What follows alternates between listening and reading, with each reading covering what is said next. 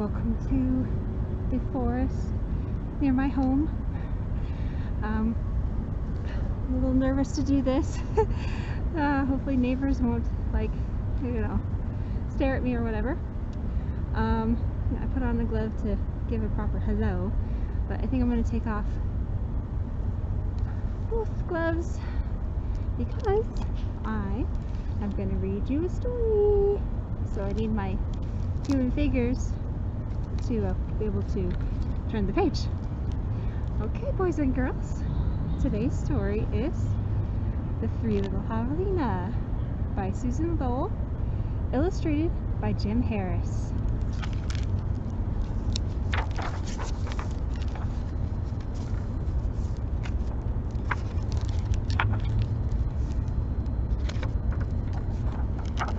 Okay, there we go.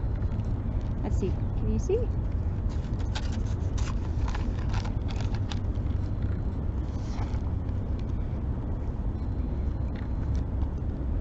Maybe I need to scoot the camera closer.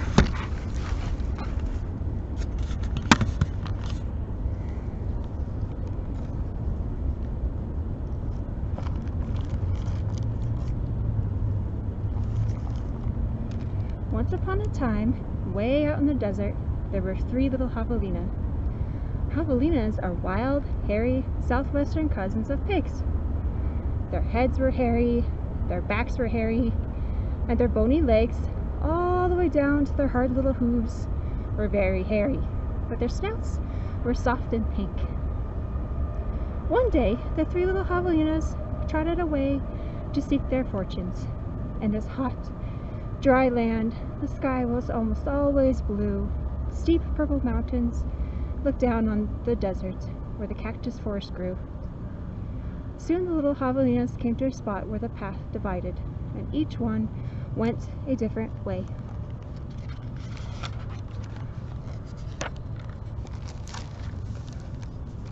I think I'm gonna have to take off my mask because I can't breathe.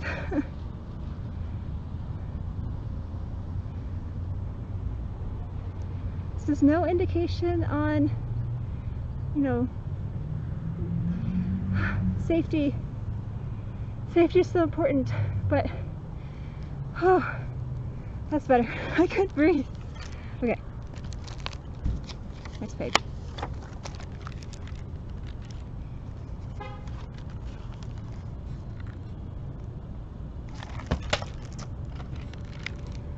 The first little javelina wandered lazily along.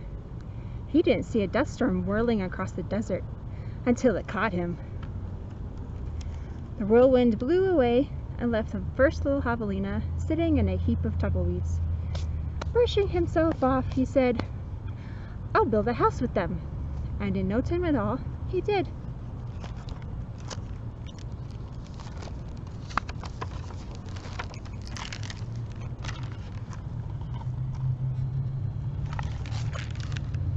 Then along came a coyote. He ran through the desert so quickly and so quietly that he was almost invisible. In fact, this was only one of Coyote's many magical tricks. He laughed when he saw the tumbleweed house and smelled the javelina inside. A tender, juicy piggy, he thought. Coyote was tired of eating mice and rabbits. Not that I eat mice and rabbits.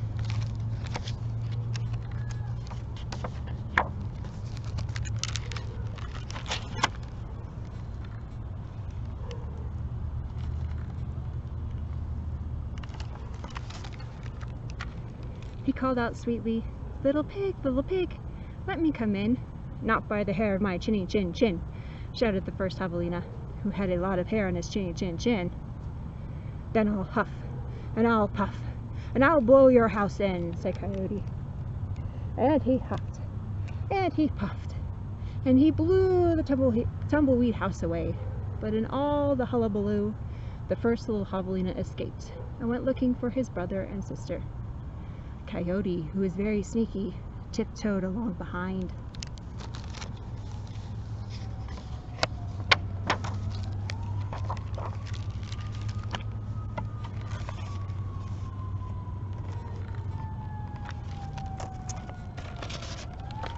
second little javelina walked for miles among giant cactus plants called saguaros.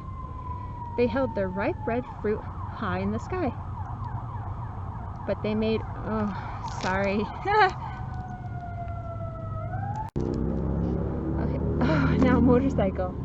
I'm in the forest, but yet civilization. Okay, let's try this again. The second little javelina walked for miles among the giant cactus plants called saguaros. They held the ripe red fruit high in the sky. They made almost no shade, and the little javelina grew hot. Then he came upon a Native American woman who was gathering sticks from beside a dried up cactus. She planned to use these long sticks, called saguaro ribs, to knock down the sweet cactus fruit. The second little javelina said, "Please, may I have some sticks to build a house?" "How?" she said, which means yes, in the language of the desert people.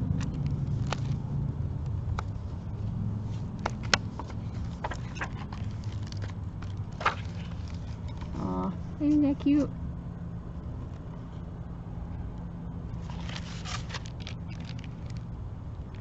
When he was finished building his house, he lay down in the shade.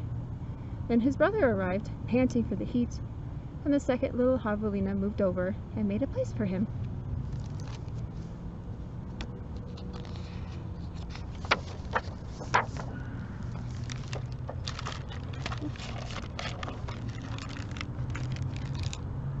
Uh-oh, here comes Coyote.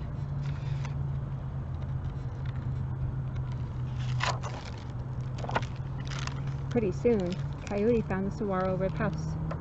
He used his magic to make his voice sound just like another javelina's. Little pig, let me come in," he called. But the little javelinas were suspicious. The second one cried, "No, not by the hair of my chinny chin chin." "Bah," thought Coyote, "I'm not going to eat your hair."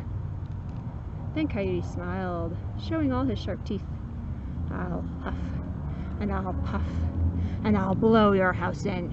So he huffed, and he puffed, and all the saguaro ribs came tumbling down. But the two little javelinas escaped into the desert. Still not discouraged, Coyote followed. Sometimes his magic did fail, but then he usually came up with another trick.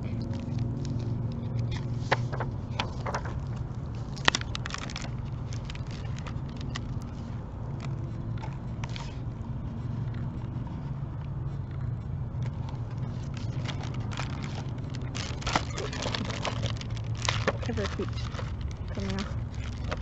Okay.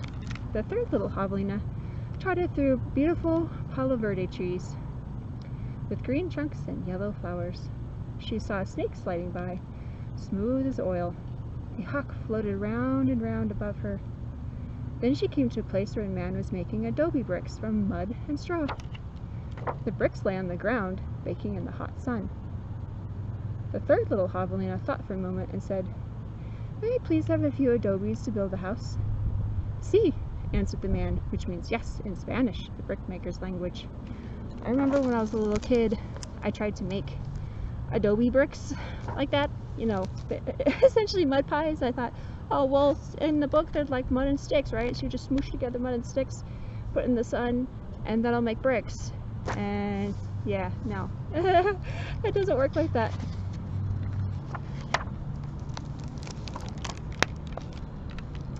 So the third little javelina built herself a solid little adobe house, cool in summer and warm in winter. When her brothers found her, she welcomed them in and locked the door behind them. Coyote followed their trail. Of course, the woman is the one to build the actual strong, pretty, yet functional house. Men are just lazy, right? Oh my.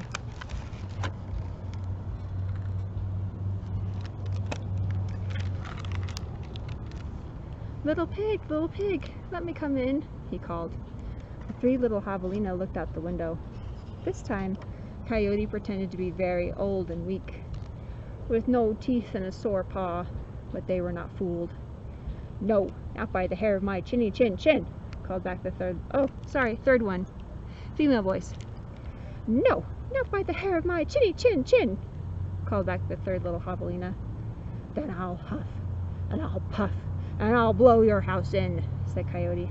He grinned, thinking of the wild pig dinner to come. Just try it, shouted the third little javelina. So Coyote huffed and puffed, but the adobe bricks did not budge. Again, Coyote tried.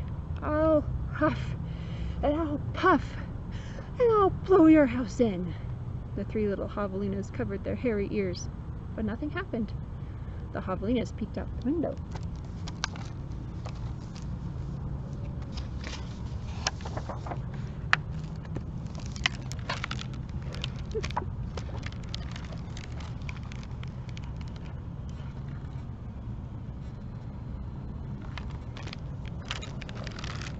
The tip of Coyote's raggedy tail whisked right past their noses.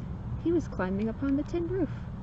Next, Coyote used his magic to make himself very skinny. The stovepipe! Gasped the third little javelina. Quickly, she lighted a fire inside her wood stove. What a feast it will be, Coyote said to himself. He squeezed into the stovepipe. I think I will eat them with red-hot chili sauce. Whoosh! Sizzle! Ruh-roh.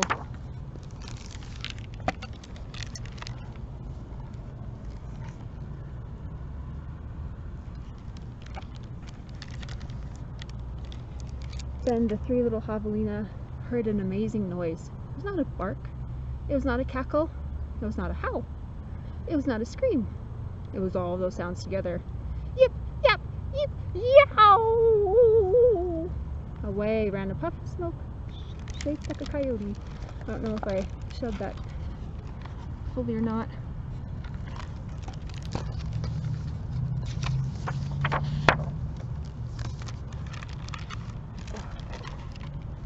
Here's a pretty picture.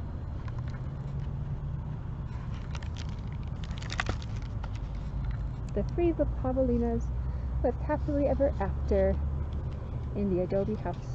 And if you ever hear a coyote's voice way out in the desert at night, well, you know what he's remembering. Aw, poor little coyote. And that's it. Well, there's some like boring, notes about the Sonoran Desert and Tohono O'odham and whatever. No, if you want to learn more about the Sonora Desert and Tohono O'odham and javelinas and blah blah blah, you can do that on your own. I'm not going to read you all that. But anyways, so there you go. This was my childhood version of the Three Little Pigs. I have another one that's like from the wolf's point of view. That he was framed and stuff. Okay, well, kiddos, that's it for story time. Whoops.